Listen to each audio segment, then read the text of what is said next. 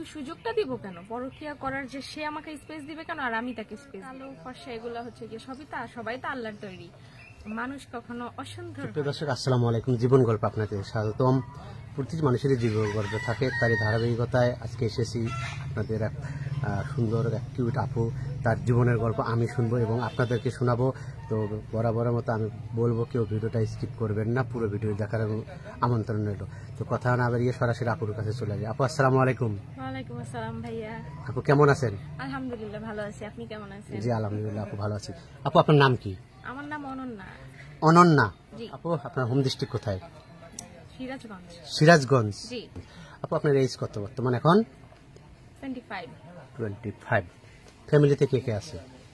আমার মা, 2 বোন আর ভাই। সবার বড় কে? আমি। বাবা কোথায়? বাবা নাই।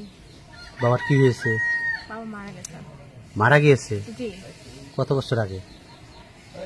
5-6 বছর হবে। 5-6 বছর হবে না? জি। যে আপনার বাবা নাই, তো আপনি বর্তমানে এখন কি করতেছেন? আমি বর্তমানে এখন হচ্ছে গিয়ে চাকরি করতেছি। চাকরি করতেছেন? জি। আসলে সংসার তখন আপনি দেখাশোনা করা লাগে, যেহেতু আপনি বড়, জি। তাই না? জি। এই আপনি যে আপনার ছোট ভাই বোন কি করে? আমার ছোট ভাই বোন পড়াশোনা করে। পড়াশোনা করে। এই সংসারের একটা যে চাহিদা, সংসার আর্থিক খরচ যেটা আপনি যে টাকাটা পান স্যালারি বা চাকরি যেহেতু জব করেন, তাতে দিয়ে কি সংসারে হয় নাকি মাস শেষে টানা হাসরা হয়? না, আমি জব করি, আমিও জব করে। আমার ছোট বোনও জব মানে স্টাডির সাথে সাথেও টিউশনিও করে। টেনশনই করে না? জি। তো যাই হোক, অনন্যা আপু, আপনি কি এখনো সিঙ্গেল না মিঙ্গেল? সিঙ্গেল। সিঙ্গেল? জি। আমার তো বিশ্বাস হচ্ছে না। জি। কেন? আপনার কেরিয়ারের জন্য নাকি সংসারে আর্থিকের জন্য আসলে এই জন্য যাচ্ছেন না?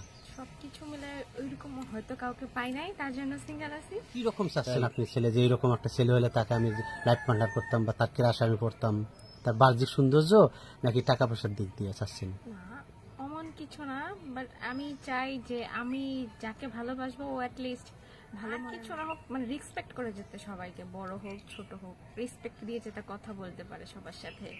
এই জন্য এইরকম একটা ছেলে চাচ্ছেন না? হ্যাঁ। এমন হতে পারে তার সব দিক দিয়ে সে পারফেক্ট আছে, তার গায়ের রংটা একটু কালো বা ওইরকম ডিপজল টাইপের মতো মোটা, তখন কি করবেন? না, আসলে হচ্ছে গিয়ে সুন্দর কালো ফর্সা এগুলো হচ্ছে গিয়ে সবাই তো আল্লাহর তৈরি। মানুষ কখনো অসুন্দর হয় না, আর সব মানুষই সুন্দর। তো ওই বাহিরের সৌন্দর্য দেখে তো আর মানুষ প্রেমে পড়ে না, সবাই তার প্রেমে পড়ে বাহিরের সৌন্দর্য দেখে না। অ্যাটলিস্ট সবার চাহিদা সেম থাকে না, সবার ভালো লাগাও সেম থাকে না। যেহেতু বলছেন আপনার 25 এইজ, তাই না? আপনি কতটুকু সিনিয়র চাচ্ছেন? আমার থেকে মিনিমাম 5-7 বছরের সিনিয়র হবে। 5-7 বছর?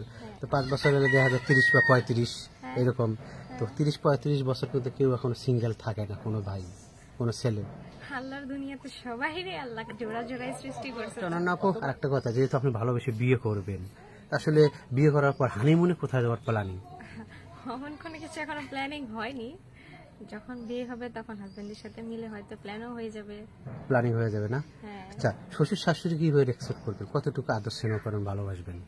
যেমন আমার বাবা মারে দেখি। এরকম? হ্যাঁ, অবশ্যই। কাকে বেশি দিবেন? 10-এ কত দিবেন শ্বশুরকে, শাশুড়িকে কত দিবেন? এখন এটা তো ডিপেন্ড করে যে আমার সাথে বা সামনের মানুষটা কেমন হবে, সেটার উপরে ডিপেন্ড করে না। এখন শাশুড়ি কেমন হবে, শ্বশুর কেমন হবে, তাদের উপরে।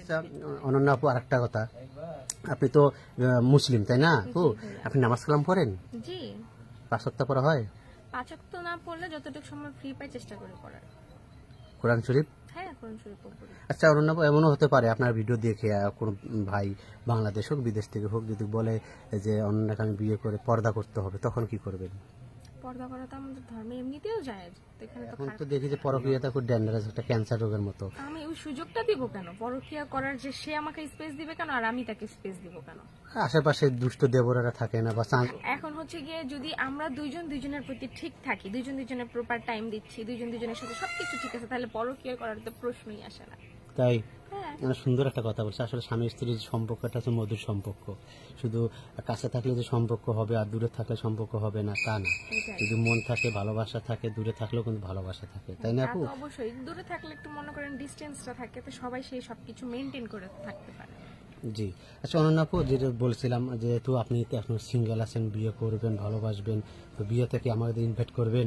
ইনশাআল্লাহ। হ্যাঁ, ইনশাআল্লাহ তখন কি ভাইদের কথা মনে থাকবে? অবশ্যই মনে থাকবে। তাই হ্যাঁ আমরা দোয়া করি। সুপ্রিয় দর্শক, আপনার অনন্যা আপুর জীবনের গল্প শুনছেন, আমি আপনার জীবনের গল্প শুনতে চাই, আমি আপনার জীবনের গল্প প্রচার করতে চাই। যদি আপনি আপনার জীবনের গল্প বলতে চান তাহলে এই মুহূর্তে ডিসপ্লেতে যে নাম্বারটি দেখা যাচ্ছে, এই নাম্বারটি ইউটিউব চ্যানেল কর্তৃপক্ষের, মানে আমাদের। এই নাম্বারে ইমো, হোয়াটসঅ্যাপ খোলা আছে। আপনারা যদি অনন্যা আপুর সঙ্গে যোগাযোগ করতে চান তাহলে অবশ্যই, বা আমাদের আপনার জীবনের গল্প যদি বলতে চান অবশ্যই আমাদেরকে একটা ভয়েস মেসেজ পাঠিয়ে দেবেন, সাথে ছোট্ট করে একটা ভয়েস দেবেন। কেউ অযথা ফোন কল করবেন না। আর সিমে ফোন, নাম্বারে ফোন দিলে আমরা ফোন পিক করি না, আপনারা ফোনে ফোন দিবেন না। এই মুহূর্তে হোয়াটসঅ্যাপে ভয়েস করে রেখে দেবেন, পরবর্তীতে আমরা আপনাদের সঙ্গে কন্ট্যাক্ট করার চেষ্টা করব। সে পর্যন্ত ভালো থাকবেন, সুস্থ থাকবেন। আবার কোনো নতুন অতিথিকে নিয়ে আপনাদের সামনে আমরা হাজির হব। আল্লাহ হাফেজ, আসসালামু আলাইকুম।